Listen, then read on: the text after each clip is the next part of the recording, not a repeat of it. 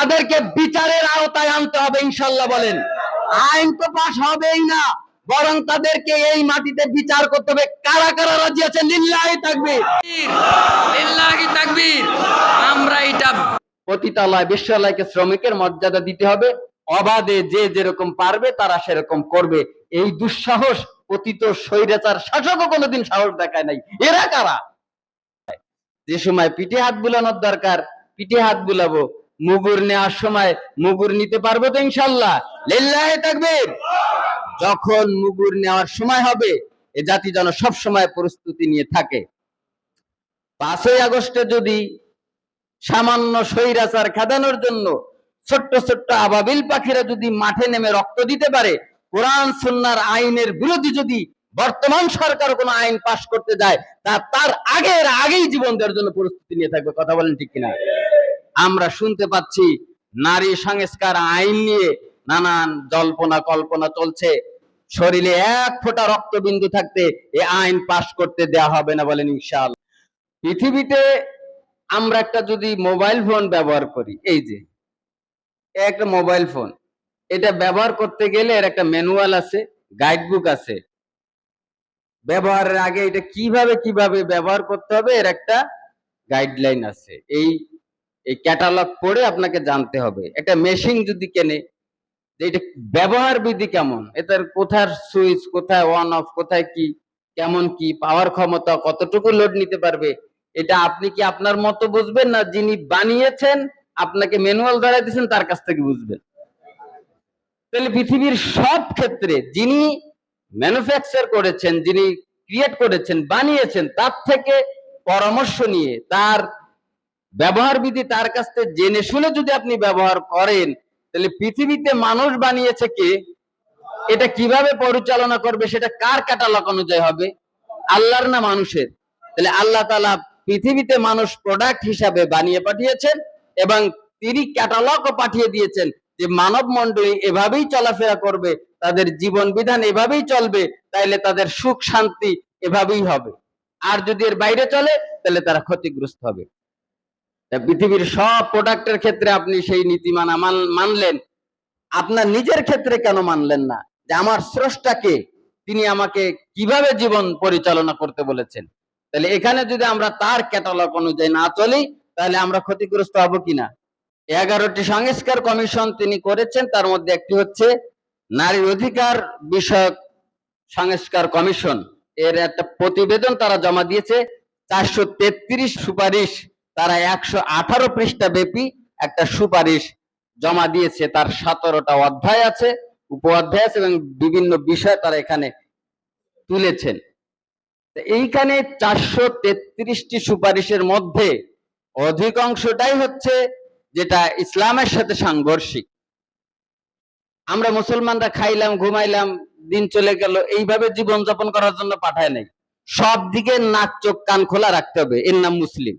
কোথায় কে করতেছে? সরকারে আছে একজন, তার বাপুতে জায়গা না তোটা। গদি কি সরকারের বাপুতে গদি নাকি? জনগণের ট্যাক্সের পয়সা দিয়ে সরকারের গদি চলে। কথা বলেন ঠিক কিনা?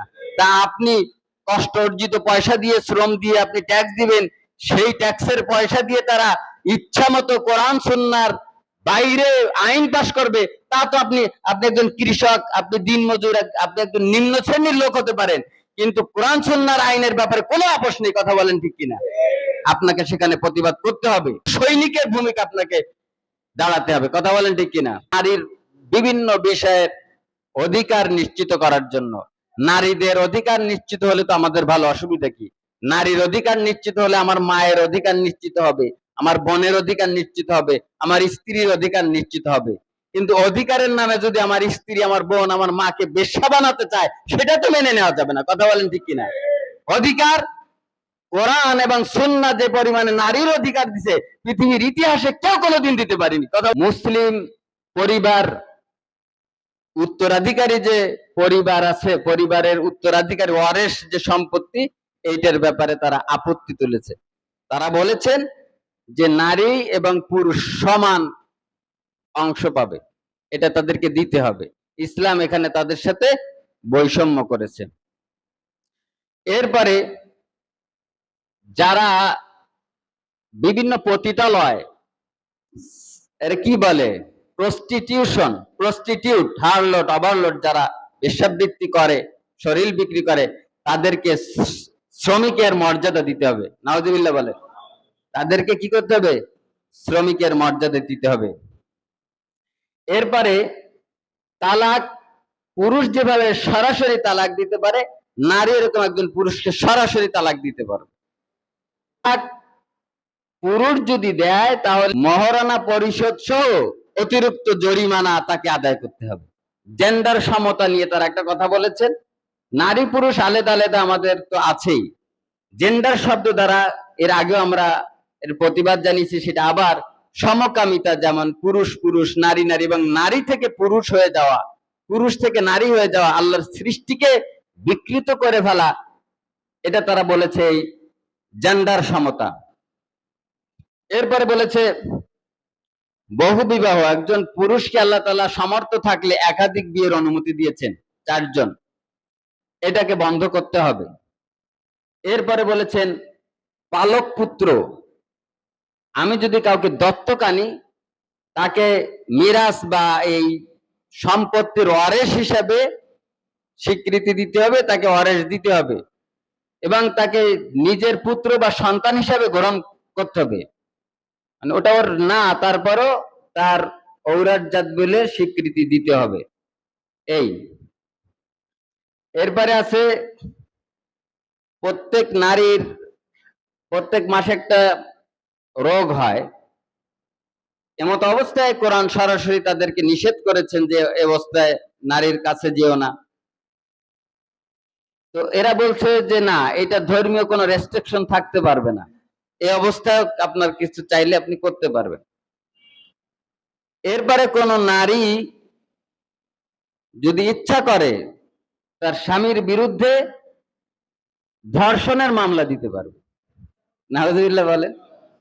মনে করেন রাত্রে সম্পর্ক ভালো, একটা কিছু হয়েছে, সকালবেলা কি কারণে নিয়ে একেবারে এ কুরুল নিয়ে উঠছে, দাও নিয়ে উঠছে, ও যে দৌড়ে যে রাত্রে আমারে ধর্ষণ করছে, স্বামীর বিরুদ্ধে ধর্ষণের মামলা দিতে পারবে। এখন এরা এটা এইভাবে বুঝছে, ইসলাম এই জায়গাগুলোতে কিভাবে বুঝছে সেটা আমরা একটু বিশ্লেষণে যাব। মুসলিম পরিবার আইনে লিযাকারি মিসলু হাজ্জিল উনসায়াইন, আল্লাহ তাআলা বলছেন পুরুষ পাবে 2 অংশ, নারী পাবে 1 অংশ। কারণ কি? দেখুন, পুরুষের খরচের খাত, মানে মৌলিক মোটা দাগে খরচের খাত 3টা। পুরুষের কয়টা খরচের খাত? 3টা। নাম্বার 1, সে যখন বালেগ হয়ে যাবে তখন তার খরচ তার বহন করতে হবে, বাপ বাধ্য নয়, তাকে চাকরি বাকরি করতে হবে তার। এরপরে যখন সে বিবাহ করবে, স্ত্রীর ভরণ পোষণ তাকেই দিতে হবে। এরপরে যখন আবার সন্তান সন্ততি হবে, তারও ভরণ পোষণ তাকে দিতে হবে। অংশ পাইছে কয়টা? 2টা। অংশ পাইছে কয়টা? পুরুষের অংশ কয়টা? খরচ কয়টা? তাহলে পুরুষ অংশ পাইলো 2টা, খরচ করলো কয়টা? 3টা। এবার নারী আসেন, নারী অংশ পাইলো কয়টা? খরচ কয়টা? কোনো খরচই নেই। আশ্চর্য ব্যাপার, তার কোনো খরচই নাই। তার বিয়ের আগ পর্যন্ত তার বাবা মা তাকে খাওয়াবে, বিয়ের পরে তার স্বামী তারে খাওয়াবে। এ তো দেখা দৃষ্টিতে অংশ পাইলো মাত্র 1টা, কিন্তু আসলে তো আরো বেশি পায়। বাপের বাড়িতে পায়, ছেলেরটা পায়, স্বামীরটা পায়, খালি পায়, পায় আর পায়, মামায় দেয়, চাচায় দেয়, সবাই দেয়। খালি মেয়ের জন্ম নিলে সবাই দেয়। বাপ যদি বৃদ্ধ হয়ে যায়, স্ত্রী যদি বেঁচে না থাকে, তাহলে ওই বাপরে আপন সন্তান অনেক সময় দেখতে আসে না, ও বাপের কোনো মূল্য নেই। কিন্তু মা যতদিন বেঁচে থাকে, ওই জায়গায় পরিবার একটু অসুস্থ রয়েছে, সারা দেশে সব লতায় ছাতায় আত্মীয় স্বজন ওই মহিলারে দেখতে আসে। কিন্তু বাপ এমন একটা জিনিস, ওর কোনো মূল্যই নেই। তাহলে পাইলো মাত্র 2 অংশ, এ তো খরচ দেখা দৃষ্টিতে মাত্র 3টে। কি আসলে 3টা? ওর বোনরে দেওয়া লাগবে, ওর চাচিরে দেয়া লাগবে, খালারে দেয়া লাগবে, ভাগ্নেরে দেয়া লাগবে, ভাগ্নিরে দেয়া লাগবে, ভাইপোরে দেয়া লাগবে, দেও দেও দেও। যদি বিদেশ যে 14 গোষ্ঠীরে না দিলে আর রক্ষা নেই। পাড়া প্রতিবেশী বন্ধু বান্ধব বলবে বিদেশ থেকে আসলো, আমার জন্য একটা সিকো 5 ঘড়ি আনলো না, আমার জন্য একটা মোবাইল আনলো না। কথা বোঝেন নাই? তাহলে আসলে পুরুষের কি খরচ একটা না বহুত? কিন্তু অংশ পাইছে কয়টা? দুইটা অংশ দিয়ে, দুই অংশ খরচ করছে তিনটা, তাহলে দুই অংশ দিয়ে এত খরচ। সেই জায়গায় একজন নারীর কোনো খরচ নাই, তারপরে তার এত জায়গার থেকে দেওয়া হচ্ছে। তাহলে এখানে কি আল্লাহ বানাইছে, আল্লাহ বোঝে না কোথায় কি? ভাগ বোনের দিয়ে দিছি। এখন এই 1 শতক বাড়ির পরে বা হাফ শতক বাড়ির পরে যদি অর্ধেক শতক আবার বোন আসে, তাহলে ঘরের অর্ধেক দিয়ে বারান্দাটাও তো টেকে না। কথা বুঝছেন? কিন্তু নারীর ওই সম্পত্তি কোনো কাজে লাগবে না, তার ঘর বাড়ি সব আল্লাহ তাআলা ব্যবস্থা করে দিচ্ছে। তারপরে কেন একটা অংশ দিল? তারে মোটে না দিলেও হতো। কেন দিল? অনেক সময় দেখা যায় স্বামী মারা যায় বা কোনো বিপদ আপদ হতে পারে, ভালো পরিবারে হয়নি, তো ওই যেটা অংশ পাইছে সেটা দিয়ে সে যেন চলতে পারে। এরপরেও একজন নারী যদি কোনো অসুবিধায় পড়ে, তারপরে তাদের নানানমুখী ব্যবস্থাপনা আছে সমাজে। তাইলে আল্লাহ তাআলা এখানে লিজ্জাকারি মিসলু হাজ্জিল উনসায়াইন, নারীদেরকে এক অংশ, পুরুষদেরকে দুই অংশ দিয়ে কি ভুল করছে? ভুল করেনি। তাহলে এই আইন কেন পাল্টাতে হবে? এই আইন পাল্টানোর কোনো দরকার আছে? দরকার নেই। আল্লাহ তাআলা বলছেন, ওয়ালা তাকরাবুজ জিনা ইন্নাহু কানা ফাহিশাতাও ওয়া মাকতা। শোনো হে নারী পুরুষ, তোমরা জেনা ব্যভিচারের ধারে কাছে যেও না। আমরা সবসময় বলি ইসলাম এমন একটা সৌন্দর্য জিনিস, বিপদ আসার পরে তারা এটা প্রতিকার খোঁজে না, বরং বিপদ আসার আগে তারা প্রতিরোধ গড়ে তোলে। না, রোগ আসার আগে তার রোগ যেন না হতে পারে, তার প্রতিরোধ গড়ে তোলা হচ্ছে বুদ্ধিমানের কাজ। এজন্য ব্যভিচার করা তো, পতিতা করা তো দূরের কথা, পতিতার ধারে কাছে যাওয়া নিষেধ করেছেন। ধারে কাছে বলতে কেমন বোঝায়? এ পরপুরুষ, তুমি একজন নারী হেঁটে যাচ্ছে, ওর দিকে তাকিও না। আল্লাহ রাসূল বলছে গুপস আবসারাকুম, চক্ষু নিচে করো, জান্নাতে আমি তোমাকে নিয়ে যাব। তোমার চোখ নিচে করো, জান্নাতে নিয়ে যাওয়ার দায়িত্ব আমার। একজন পুরুষ, তাকে আগেই পর্দার কথা বলেছেন যে তোমরা তোমাদের চক্ষুকে নিচে রাখো, লজ্জাস্থানকে হেফাজত করো। নারীদেরকেও পর্দার কথা বলেছেন। কুল্লিল মুমিনিনা ইয়াগুদ্দু মিন আবসারিহিম, এ পুরুষ সকল শোনো, তোমরা তোমাদের চক্ষুকে নিচু করো, তোমাদের লজ্জাস্থানকে হেফাজত করো। তাইলে ব্যভিচার করা তো দূরের কথা, চোখ দিয়ে তাকানো আল্লাহ তাআলা নিষেধ করেছেন। সেই জায়গায় ওরা কয় আমাদেরকে একটু ব্যবসার স্বাধীনতা, বেশ্যার স্বাধীনতা দিতে হবে। নাউজুবিল্লাহ বলে না? সি সি সি সি, এই বাংলাদেশ নাকি? বাংলাদেশ? নারী, আপনার মা, আপনার স্ত্রী, আপনার বোন, যে কোনো জায়গায় প্রকাশ্যে আড়ে আবডালে ঘরের ভিতরে তারা পরপুরুষ এনে জেনা করবে, আমি যে জেনা করবো, কোনো অসুবিধা নেই। এটা লাইসেন্স দিতে হবে, তাদেরকে শ্রমিকের মর্যাদা দিতে হবে। আচ্ছা, পরিবেশ তো মানুষই করে, তো এরকম সুযোগ পেলে ইমাম সাহেব বসে থাকবে নাকি? আমার যদি কোনো ভয় ভীতি না থাকে, আমার যদি কোনো আইনি বাধা না থাকে, তা আমি এক ডোজ দিয়ে আসবো না? তাহলে ওই কাজ করে এসে যদি এখানে বসি, আইনের তো কোনো বাধা নেই। আপনি যদি আমারে বলেন যে ইমাম সাহেব আপনি আকাম করে মেম্বার এসে বসছেন, 999 ফোন দাও, পুলিশ আসেন, আমার আইনের লঙ্ঘন করেছে এই মুসল্লি, ধরেন সব বেঁধে নিয়ে চলে যান। যৌন মেলামেশা আমার স্বাধীনতা, আমি একজন শ্রমিককে টাকা দিয়ে এই কাম করছি, অসুবিধা কোথায়? নাউজুবিল্লাহ বলে না? এটা হলো কিছু? এটা হলো? তাদেরকে শ্রমিকের মর্যাদা দিতে হবে, ভাতা টাতা দিতে হবে, ইত্যাদি রাষ্ট্রীয় মর্যাদা তাদেরকে দিতে হবে। নাউজুবিল্লাহ বলেন? তাইলে তারা বলতেছে যে এইটাকে শ্রমিকের মর্যাদা দিতে হবে, পতিতালয় বেশ্যালয়কে শ্রমিকের মর্যাদা দিতে হবে, অবাধে যে যেরকম পারবে তারা সেরকম করবে। এই দুঃসাহস পতিত স্বৈরাচার শাসকও কোনোদিন সাহস দেখায় নাই। এরা কারা? এরা কারা? ভূত যেটা আছে, একটার পরে একটা কয়টা ভূত তাড়াবো? ভূত একটা তাড়াই পারি না, আর এক ভূত এসে ঘাড়ে বসে কারণ দেখে। বুঝলাম না তো কিছু। তাহলে আল্লাহ তাআলা বলছেন জেনার ধারে কাছে যেও না, তারা বলতেছে ঘরে ঘরে জেনার লাইসেন্স করে দিতে হবে। আমরা কি এর সাথে একমত? কখনোই একমত নয়। তালাক, পুরুষ হচ্ছে আর রিজালু কাওয়ামুন আলান নিসা, নারীর অভিভাবক, নারীদেরকে লিডারশিপ দেবে, এটা আল্লাহ তাআলা নির্ধারণ করেছেন। কারণ নারীর বুদ্ধি কত গ্রাম কম আছে, ঘিলু মেপে দেখবেন। একজন ওই যে মেডিকেল সায়েন্স কি বলছে, একটা পুরুষের ঘিলু ইসে মাপবেন আর নারীর ঘিলু মাপবেন, ওদের কয় গ্রাম ঘিলু কম। এই জন্য শরিয়াতের বিধান হচ্ছে কোন ব্যাপারে যদি সাক্ষী গ্রহণ করা হয়, তো নারী সাক্ষী দিতে গেলে একজনের জায়গায় দুইজন দেয়া লাগবে, পুরুষ সাক্ষী দিলে একজনের জায়গায় একজন দিলেই হবে। ওদের বুদ্ধি কম। কথা বুঝতে পেরেছেন?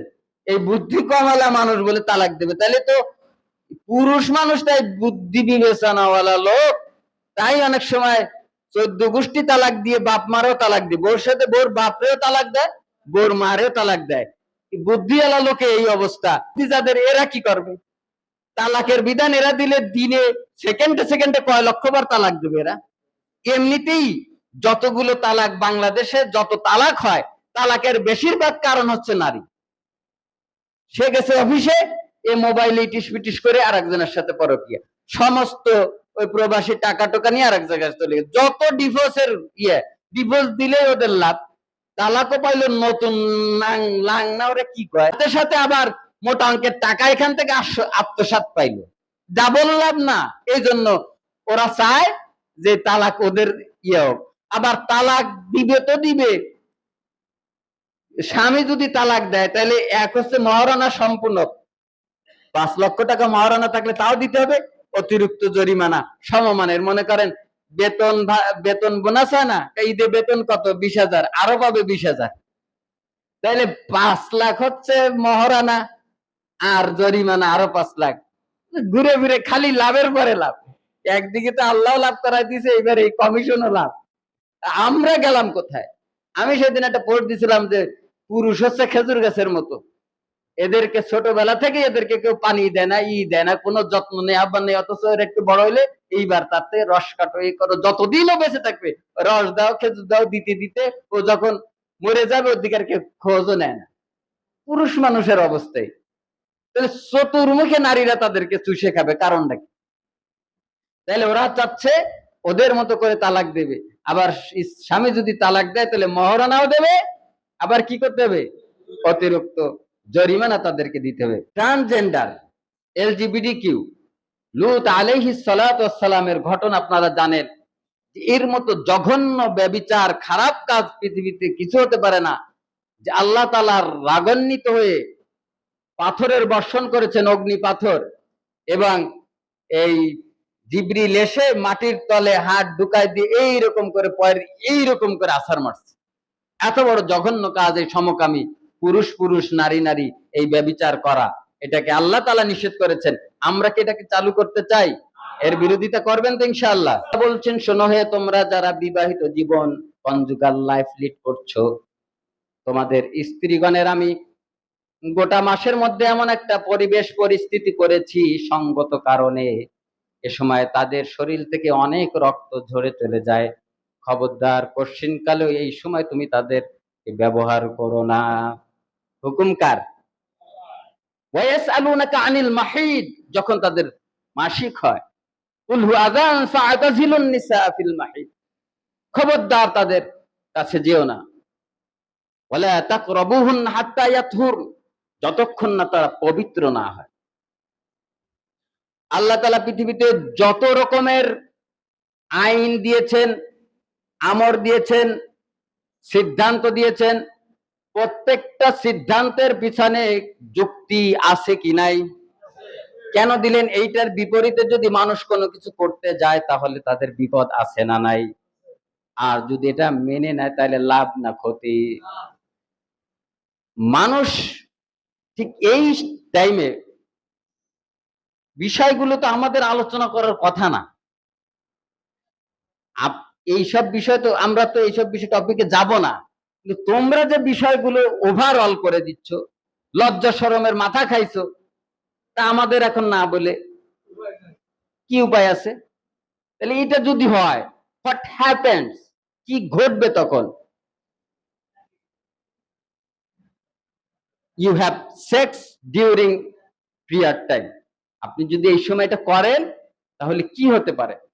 আমাদের মায়েদের যে একটা ইউট্রিয়াস আছে, ইউটার্স যেটাকে বলে জরায়ু, এটা 3টা লেয়ার দ্বারা গঠিত। এইটা মনে করেন এই যে বাচ্চা এখানে থাকে, এটার 3টা লেয়ার আছে। এক লেয়ার, এই যে দাগ আছে একটা একটা, এটা 3টা দাগ মনে করেন। প্রিমেট্রিয়াম, ইউমেট্রিয়াম, ইন্ডোমেট্রিয়াম, 3টা লেয়ার। এই লেয়ার, এই যে আবরণটা, এই আবরণটা 6 থেকে 8 মিলি হচ্ছে পুরো। এটা হচ্ছে ইন্ডোমেট্রিয়াম, ভিতরের অংশ, প্রলেপ এখানে। তো এই যখন এই রক্ত রিলিজ হয়, ব্লাড রিলিজ হয়, তার 2 দিন আগে প্রত্যেকটা মানবদেহে কিন্তু হরমোন থাকে। পুরুষের হরমোন আলাদা, নারীদেরও হরমোন আলাদা। এই হরমোন সংকুচিত হয়ে যায়, কমে যায়, ফলে ওই জায়গার যে রক্ত শিরাগুলো আছে ওটা সংকুচিত হয়ে যায়। সংকুচিত হয়ে ওই জায়গার যে আছে শিরা, উপশিরাগুলো, ওগুলো ছিঁড়ে যায়, কোষগুলো মরে ওই শিরা ব্লাড রিলিজ হওয়া শুরু করে।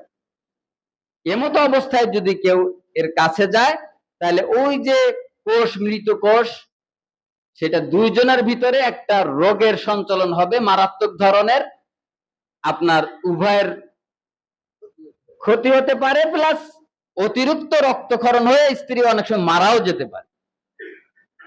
এজন্য আল্লাহ তাআলা বলছেন, ওয়ায়াসআলুনাকা আনিল মাহিদ কুল হুয়া আযান ফাআতাজিলুন নিসা ফিল মাহিদ।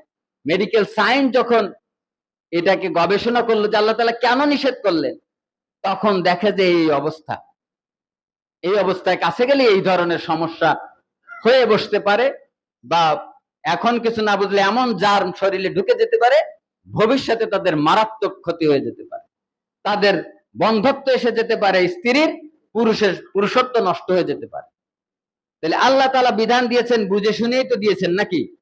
সেই জায়গাটায় কি করে এরা হাত দিয়ে বলে যে এই অবস্থায় শরীয়তের বিধানকে লঙ্ঘন করে দিয়ে এটাকে বাস্তবায়ন করতে হবে? নাউজুবিল্লাহ বলেন। এত বড় ধৃষ্টতা, আল্লাহর হুকুমের বাইরে গিয়ে তারা 300 কত পৃষ্ঠা, 433টা সুপারিশ তারা এইভাবে করে প্রত্যেকটা জিনিস কোরআন সুন্নাহর বিরুদ্ধে তারা সুপারিশ সরকারের কাছে দিল। সরকার তাদেরই ভেরিফাইড পেজ থেকে এটাকে আমলে নেওয়ার সিদ্ধান্ত দিল। কোন সাহসে? এটাকে মুসলমানের দেশ নয়? এখানে কি তাওহীদি জনতা বসবাস করে না? এই আইন যদি বাস্তবায়ন হয়, 1 ফোঁটা রক্তবিন্দু থাকতে আপনারা এটা মেনে নিবেন? এর করার জবাব দিতে হবে কি হবে না? পালক পুত্র নিজের রক্তের ডিএনএ এটাকে কি বলে, ডাই অক্সিরিবো নিউক্লিক অ্যাসিড। আমার রক্তের ডিএনএ কি অন্য কারোর সাথে মিলবে? পৃথিবীর কারোর সাথে মিলবে? আমার আঙ্গুলের ছাপ পৃথিবীর কারোর সাথে মিলবে? আমার চোখের প্রিন্ট, আমার ফিঙ্গার প্রিন্ট, আমার ফুটপ্রিন্ট পৃথিবীর কারোর সাথে মিলবে না। আল্লাহ তাআলা এত বড় বিচক্ষণ ভাবে এটা তৈরি করেছেন, তুমি মিলাও কোন সাহসে? আল্লাহ তাআলা বলছেন, তোমার ঔরজাত সন্তান তোমারই সন্তান, আর একজনের সন্তান কোনোদিন তোমার সন্তান হতে পারে না। আল্লাহ তাআলার সিদ্ধান্ত, তুমি সিদ্ধান্ত পরিবর্তন করার কে? তুমি একটা ছেলেকে দত্তক এনেছো, আনো, তাকে লেখাপড়া করাও, তাকে 1/3 জমি লিখে দাও, কোনো সমস্যা নাই, কিন্তু ওয়ারিশ দেওয়া যাবে না, এটা সিদ্ধান্ত আল্লাহর। ওটাকে সন্তান হিসাবে তুমি গ্রহণ করতে পারবে না। আল্লাহ রাসূল সাল্লাল্লাহু আলাইহি সাল্লামের পোষ্য পুত্র ছিল যায়েদ বিন হারেসা, আল্লাহ রাসূলের পালক পুত্র ছিল, কিন্তু পিতা নন তিনি। আপনি যদি কোন সন্তানকে দত্তক এনে থাকেন, তাহলে আপনি তাকে ভরণ পোষণ দিবেন, তার পিছনে টাকা পয়সা খরচ করবেন, আল্লাহ তাআলা আপনাকে উত্তম জাযা দিবেন, উত্তম সওয়াব দিবেন, কিন্তু এটা সন্তান নয়। বরং আল্লাহ তাআলা কিয়ামতের দিনে প্রত্যেক সন্তানকে তার পিতার নাম ধরে ধরে ডাকবে। সন্তান আর পিতার নাম একসঙ্গে ডাকা হবে, অমুকের সন্তান অমুক আসো। তাইলে তখন কি আমি দত্তক নিয়েছি যার সন্তান? এমন হয় না যে সন্তান যারে আনছি তার বাপ খুঁজে পাওয়া যায়নি, মা খুঁজে পাওয়া যায়নি, কোন গোত্রের, কোন রক্তের, কোন ডিএনএ, তাই না তুমি তোমার গায়ে এত চাপানোর তোমার দরকার কি? শরিয়াত যেটাই নিয়েছেন সিদ্ধান্ত, সেটা বুঝে শুনে আল্লাহ তাআলা নিয়েছেন। এখানে কারোর কলম ছড়ানোর ক্ষমতা নেই, অন্তত বাংলাদেশের মাটিতে না। কথা বলেন ঠিক কিনা? বাংলার মাটিতে তা হতে দেওয়া হবে না। আগামীকাল হেফাজত ইসলাম বাংলাদেশ বড় সমাবেশের আয়োজন করেছে সিরাজ উদ্যানে। যারা পারবেন যাবেন, না পারলে আমাদেরকে যদি এই মাঠে ময়দানে আমাদের সংগ্রামে ঝাঁপিয়ে পড়তে হয়, আমরা ঝাঁপিয়ে পড়তে রাজি আছি বলি ইনশাআল্লাহ। আল্লাহ তাআলা বলছেন, ফানকিহু মা তাবা লাকুম মিনান নিসাই মাসনা ওয়া সুলাসা ওয়া রুবা। শোনো হে, পৃথিবীতে পুরুষের সংখ্যা অনেক সময় কম হবে, নারীর সংখ্যা বেশি হয়ে যাবে। এই আবহমান কাল থেকে এরকম সমস্যা, যেহেতু পুরুষ মানুষ বাইরে কাজ করে, যুদ্ধ বিগ্রহ সমস্ত কাজ পুরুষের করতে হয়, নানান কারণে পুরুষের মৃত্যু ঘটে বেশি। অ্যাক্সিডেন্টে বাইরে কাজে কামে আসতেছে, একসঙ্গে দেখা গেল একটা বাস অ্যাক্সিডেন্ট করে ওই শ্রমিকরা সব একসাথে মারা যেতে পারে।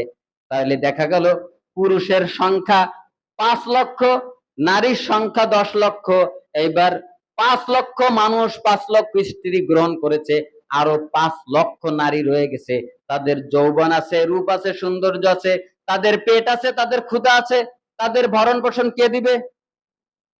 বহু বিবাহ বন্ধ করতে চাও, এই যে নারীটা বেশ্যাবৃত্তি খালি খালি হয় নাকি? এই নারীর এ বেশ্যাগিরি করে খাবে সেইটা ভালো দেখায়, নাকি একজনের স্ত্রী হয়ে শ্মশান মানে জীবন যাপন করবে সেইটা ভালো দেখায়? সিদ্ধান্ত হচ্ছে আল্লাহ তাআলার। তুমি এখানে বহু বিবাহ কথা নিয়ে কিটা? হ্যাঁ, বহু বিবাহর নামে যারা ফাইজলামি করে বেড়াচ্ছে তাদেরকে আইনের আওতায় আনো, কিন্তু আল্লাহ তাআলার বিধান তো বুঝে শুনে হয়েছে। রোগের একজন মেয়ে আছে, তার স্বামী করোনায় মারা গেছে, অল্প বয়স, রূপ যৌবন সব আছে, তার একটা পেট আছে, তার একটা বাচ্চা আছে, বহু বিবাহ নাই। এইবার তার আজীবনকে এইভাবে কাটায় দিতে হবে? আজকে আমাদের সমাজে যদি এই বহু বিবাহ এইটাকে ঘৃণার চোখে না দেখা হতো, তা দেখা যাচ্ছে একজনের স্ত্রী আছে, সম্পদও আছে, সে 4 জন স্ত্রী অনায়াসে পালন করতে পারে। এই অসহায় নারীর পাশে তার দাঁড়ানো উচিত না? এটা কি অন্যায় কাজ হবে নাকি? এটা কি সে বিলাসিতার জন্য নিচ্ছে, না একজন অসহায় নারীর পাশে সে দাঁড়ালো? এটা গুনাহের কাজ নাকি আল্লাহ তাআলার বিধান? সেই বিধানকে ওরা বন্ধ করতে চায়, যাতে করে আজকের দেখে বনিবনাত আছে, সম্পর্ক ভালো আছে, রাত্রে তারা এক জায়গায় রয়েছে, হঠাৎ করে তাদের ভিতরে একটা কিছু হয়েছে, ভালো কথা, সকালবেলা তরকারি দেয়া, তরকারিতে লবণ দেয়া নিয়ে বেঁধে গেছে। তুচ্ছ জিনিস নিয়ে বাঁধে না, এই বিটি লবণ বেশি হলো কেন? ও তাড়াতাড়ি টোল টপলা গোছায় নিয়ে, ওসি সাহেব রাত্রে আমাকে আমার হাজবেন্ড ধর্ষণ করেছে। আশ্চর্য ব্যাপার, এ কি কমিশন? এই কমিশন যে কয়টা কমিশনের এই বিটি গুলোর চেহারা যদি আপনি দেখেন, এ বেশ্যাগিরি যদি করতে হয় তোরা কর, জাতিরে আইনের মাধ্যমে করাবি কেন? তোদের যে চেহারা, তোদের যে স্ট্রাকচার, কুত্তাও তো তোদের ধারে। এই হোসেন ভাইয়ের মানুষের 5 লাখে মানুষ, হোসেন ভাইয়ের 5 লাখ এক কুত্তা, সে হৃষ্টপুষ্ট কুত্তা। কুত্তারে যায় জিগায় দেখবেন আপনার কুত্তারে, যে এই নারী কমিশন যারা গঠন করেছে, একটা নারীরে তোর সাথে বিয়ে দিলে তুই ফিরি দেবো, তুই নিবি কিনা? এদের অনেক টাকা পয়সা আছে, নেবে না। যাই আজকে জিজ্ঞাবেন ওই কুত্তার কাছে, কুত্তায় এই নারী কমিশনকে গ্রহণ করবে না, কুত্তায়ও না, কুকুরেও গ্রহণ করবে না। সেই নারী কমিশন আমাদের মা বোনদেরকে, আমাদের স্ত্রীদেরকে বেশ্যাবৃত্তি শেখানোর জন্য, সংসদে আইন পাশ করার জন্য তারা উঠে পড়ে লেগেছে। এত বড় সাহস বাংলার মাটিতে দেখানো যেতে পারে না। কথা বলেন ঠিক কিনা? তাহলে যতগুলো আইন পাশ করেছে আর যতগুলো কথা বলেছে, সবগুলোই কোরআন সুন্নাহর ঘোর বিরোধী না পক্ষে? যে এই বিবাহ হচ্ছে এই কারণে যে পালক পুত্র আসলে পালক পুত্র নয়। এই জন্য পালক পুত্র যখন বড় হবে, তখন কিন্তু ওই বাপ ওই মাকে সে দেখা দিতে পারে না। হ্যাঁ, দুধ মা যদি হয়, দুধ মার বিধান কিন্তু আলাদা, দুধ মার বিধান আলাদা। সে যদি ছোটবেলায় ছোট্ট থাকতে আনা হয়, সে যদি তার স্ত্রীর দুধ খায় তাইলে দেখা দিতে পারবে, কিন্তু পিতা মাতার মর্যাদা মাও হবে না, হবে না। তাহলে আমরা বাঙালি মুসলিম জাতি হিসাবে বৃহৎ এই মুসলিম জনগোষ্ঠীতে যদি এই আইন পাশ করা তো দূরের কথা, কি এর পাশ করবে? আইন তো পাশ হবেই না, বলেন ইনশাল্লাহ। আইন পাশ করা হবে না, বরঞ্চ যারা এই আইন পাশ করেছে, যারা এই বিল উত্থাপন করেছে, তাদেরকে বিচারের আওতায় আনতে হবে ইনশাল্লাহ। বলেন, আইন তো পাশ হবেই না, বরং তাদেরকে এই মাটিতে বিচার করতে হবে। কারা কারা রাজি আছেন? লিল্লাহি তাকবীর। আমরা তাদেরকে লিল্লাহি তাকবীর। আমরা এটা মহল্লার মসজিদ থেকে আওয়াজ তুলতে হবে, আইন পাশ হবে না তো হবেই না, বরং এক ফোঁটা রক্তবিন্দু থাকতে এদের বিচার করতে হবে। তারা এই সাহস বাংলার মাটিতে কেন দেখালো?